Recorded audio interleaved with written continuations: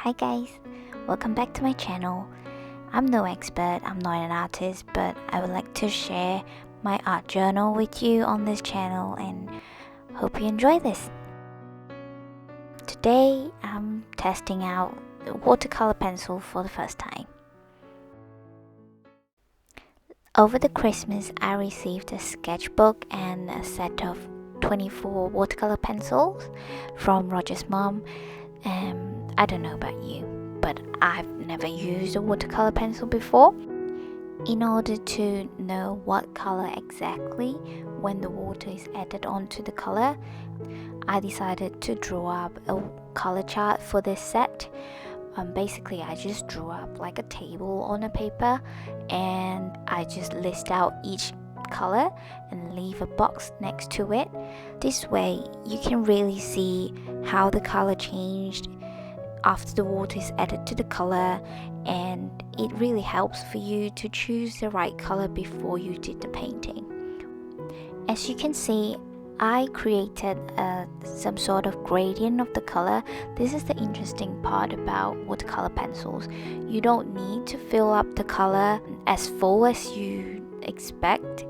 You can decide how much the color you want it to dissolve in the water by deciding how much strength you put in when you use the color pencil. And voila! I completed my color chart, and now it's time to put in water and see how the color change with the water. When you add in the water, you might want to start with the lighter bits. As you can see, I did a mistake with the deep red, which is the color above it. I started with the darker side, which carries the color over the lighter side. So I would recommend you to start with the lighter part so that you can really see how the gradient changed across the water. And it is so therapeutic to watch and to do this. So on the left side, those are the colors that I have added water in, and on the right side, it's just the pencil color. You can see very clearly that it is really different before and after you added water in. After the water is added into the color, it creates the watercolor effect on the paper, whereas without the water, it simply is the normal grainy effect that you get from normal color pencils. Once the color chart is complete, now I'm ready to do my first painting ever. This painting is inspired by Kirsty Patrick's art. Her work is so much better than mine, undoubtedly. I have attempted to recreate what she did there, and I learned so much from her. I will put a link down below the description for your reference. I started off sketching the branches that I want. One of the tips that I learned from some tutorial videos is when you sketch, simply use one of the color pencils to sketch, so that when you add water in, the sketch will kind of dissolve into the painting instead of leaving a hard line on it. So this is just a very rough sketch. I don't know about you, but when I paint, the sketch is always ever changing during the process of painting. So I wouldn't worry about too much about the sketching if it's not perfect, because when you paint, you might be changing your mind, like whether there should be a flower, whether there shouldn't be a flower. So don't worry too much about the sketch.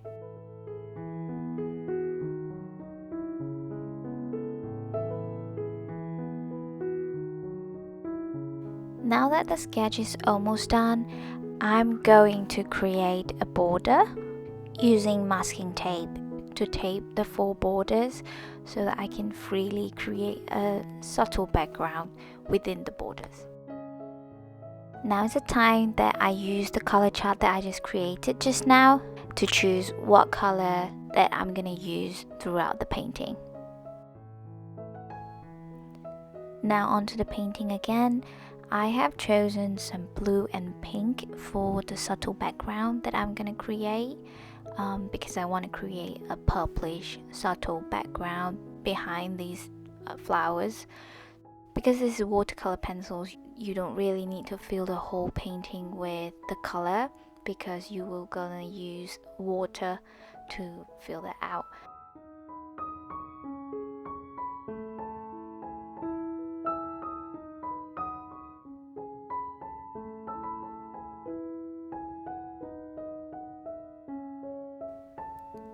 Once you're satisfied with the color that you put in to the background, you can start using the water to blend the color in.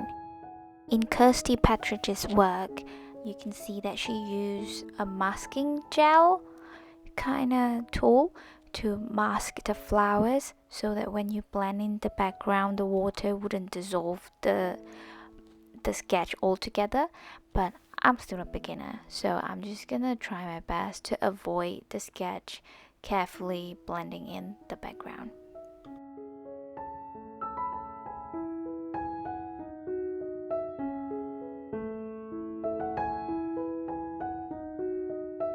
After the first layer of the background, I found out that it's still quite diluted, and I decided to add more color in it. But do this carefully and make sure that your painting is completely dry.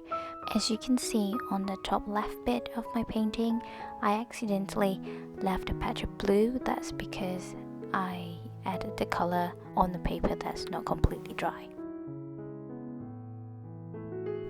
Once the masking tape are removed, you can see that the subtle background has been created. Now onto the main subjects of the painting, which are the branches and the flowers. I started off putting some green on the branches and slowly thread out how you want the branches to grow. As I mentioned earlier, it's okay if you change your mind halfway through. You can always change your mind on how the branches should go and where the flowers should be located. I didn't use full force on the green because I don't really want the green color to overpower on the branches, and I'm going to add more colors to the branches and create a special gradient on it.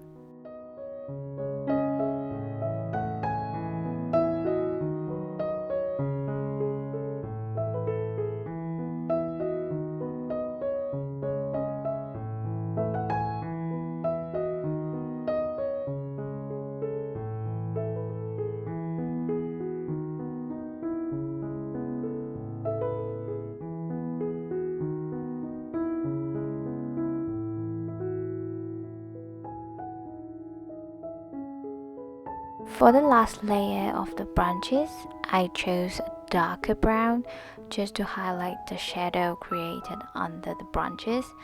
This will look really nice and highlight the lines of the branches after I add water in it.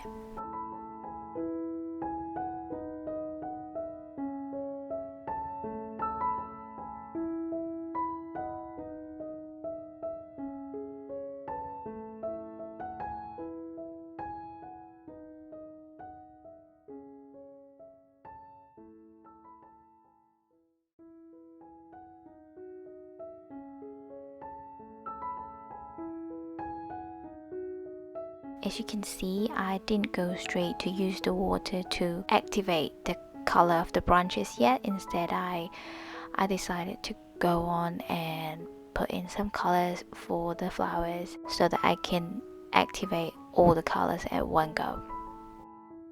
Here, the main color that I use is deep red, and I tend not to fill up the petals with color because I want to use the water to activate the color and create a nice gradient on it.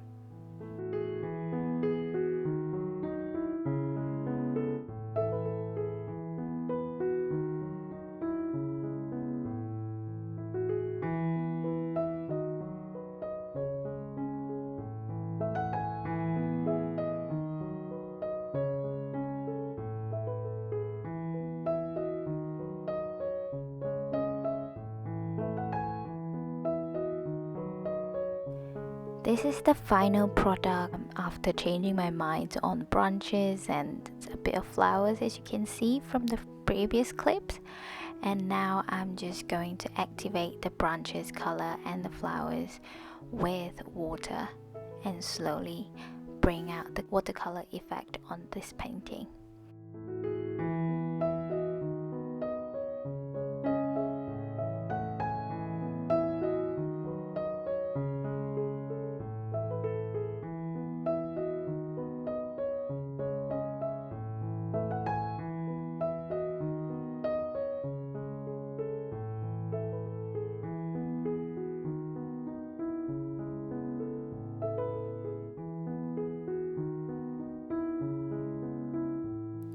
If you notice, our video is coming to an end very soon, but the painting doesn't seem complete at all.